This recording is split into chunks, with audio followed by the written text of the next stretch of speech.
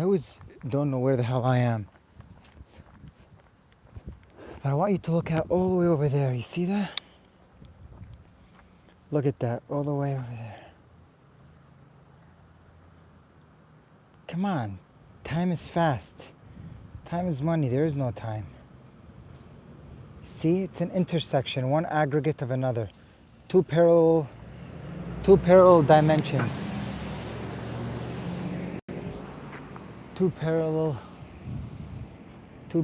dimensions. Okay.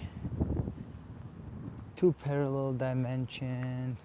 See, you're always in a four-dimensional field. A four-dimensional field is very interesting because it's just the dimension you're in, three-dimensional, intersected by all the other dimensions, 1, 2, and 3. So the first dimension intersected by 3 dimensions, you see? The one dimension intersected by 3 dimensions. That's what a 4-dimension is.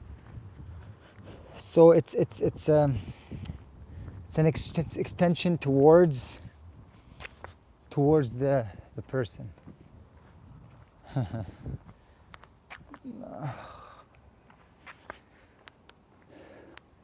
Look at that house. Wow. Look at that house. Yeah. Look at the trees. See, I'm always somewhere random in nature. I always like to get lost into absolutely no being and nothing. That's the most important thing to do in life, is to do nothing. You always have to be doing nothing. And when you do nothing, you actually start doing everything. That's when you actually very first time start doing.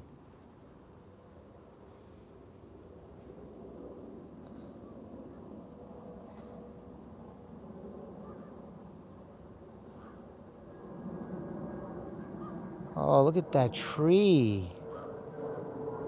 Whoa. Shut up.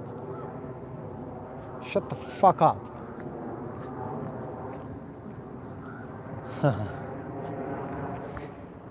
See, reality is an interactive game. It's an interaction. It's always an interaction. Let's welcome everybody. And there's nobody. You see, that's the ultimate.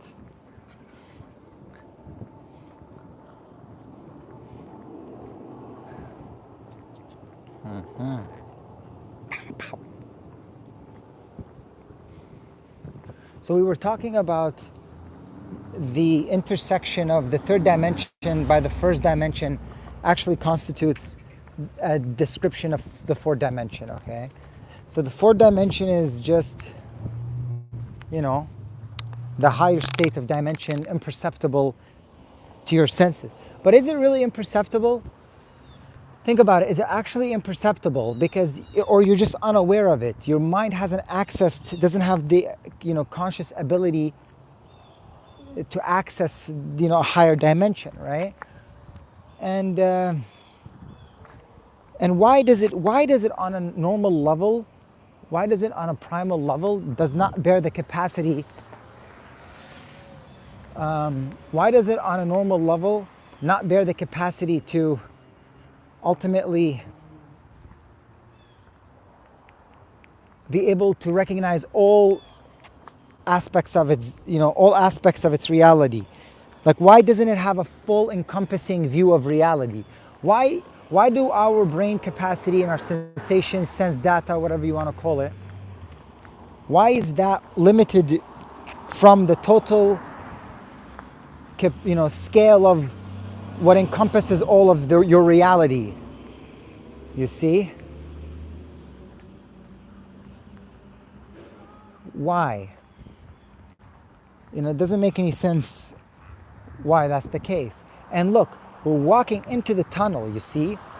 You can look at reality directly, which you do, or now we have an indirect way of looking at reality through our phones. It's an angle of reality. It angles it.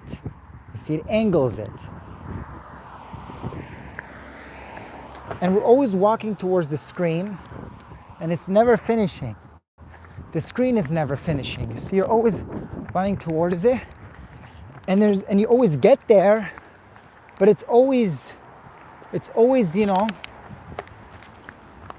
you get there and you're always now somewhere else. And you never really get to the very last scene, you see. There's always another scene beyond it. And it just keeps going forever. On some level, it loops back itself. And you say, well, it's finite, right? Because you are going towards a direction, and that direction is finite.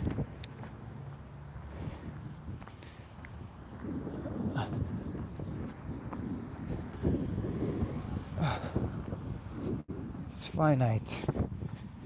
And we're entering into a tunnel of reality. We are in the tunnel of reality itself.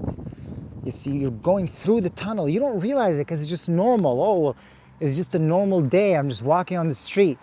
You don't realize that it's much deeper than that. There's infinitely extended outward dimension away from the observer. And our capacity does not recognize that. You see, that's the problem. I'm not here trying to tell you something. I'm not here trying to preach to you. I'm here to tell you the problem.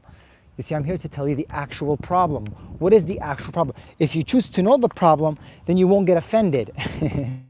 If you get offended, then you can never recognize the problem. You always think it's all normal.